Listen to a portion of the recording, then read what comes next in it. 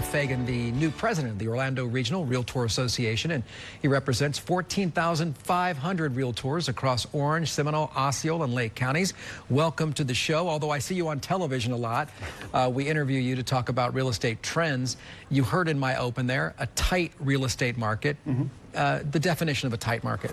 Tight market is defined as a seller's market. Tight because it benefits the seller. Tight market is anything under about 5 months of inventory. So we're coming out of a tight market. We're starting to build some inventory, which is a good thing for the buyers because we get more choice. When it comes to that, does more choice mean lower price points as well, or is that not necessarily the case? It could, but more than anything else, it mitigates some of the price increases. We're coming out of a time where price increased very aggressively.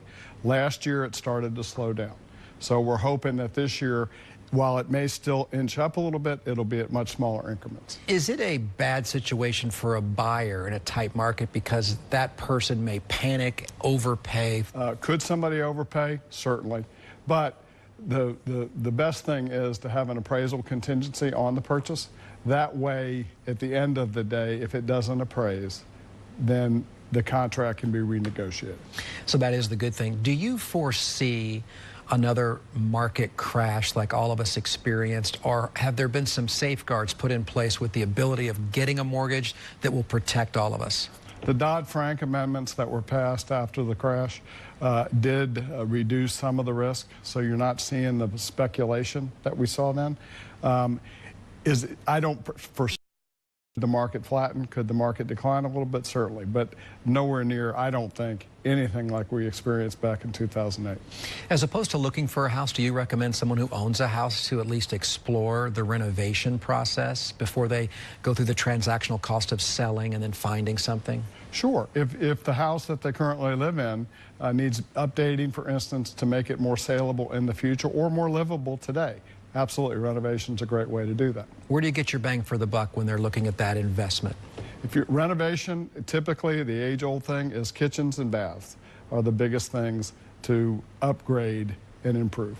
You have shown hundreds, if not thousands, of houses in your career. What have you found buyers looking at the most, and what has turned them on or turned them off? Is it those elements, the bath and the kitchen, or have you seen other things? I'm seeing people very interested again in kitchens. They want kitchens that flow. They like open. They like light. A dark house typically is not going to appeal to buyers, particularly in a state like Florida. They also love open floor plans that open to the outdoors. Outdoor living is improving, increasing. So you're seeing some of those things right now. Very good. So the market's not open for everybody, though, because affordable housing is an issue. Are we getting better or worse here in Central Florida? Central Florida does have some concerns about affordable housing. That said, Central Florida ranks in the state as one of the more affordable places to live. However, first-time home buyers could be a little challenged on affordable housing because of inventory. But all in all, affordable housing is a concern, but we are still very affordable. So research shows this, and this is a big number, it seems to me, and I don't deal with this every day like you do, but it says the median single-family home price, $247,950 last month. Yes. Isn't that people? Actually, if you look at the median income in the area, which is roughly $59,000, our affordability index is 137%. And what that means is that median income person with standard debts and then with 20% down payment actually can afford, even though that median price is $247,000, they can actually afford about $310,000. If you look at our total inventory, 33% of our inventory is under that $247,000 median price.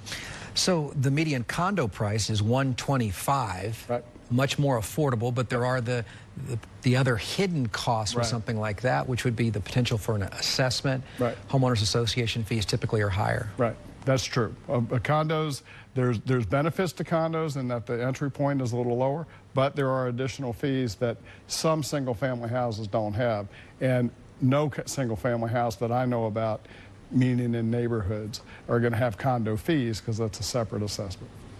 What about hot zips? Are there some areas that you want to avoid and some areas that you're going to get bang for the buck no matter what happens with this housing situation?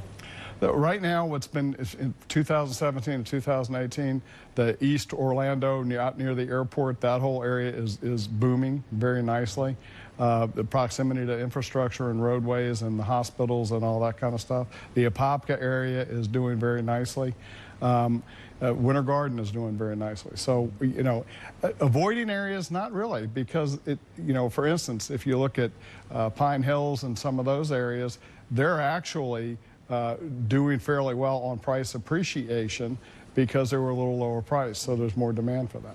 Just do your homework. We're going to continue with this. I always love talking about real estate, especially when the news is good.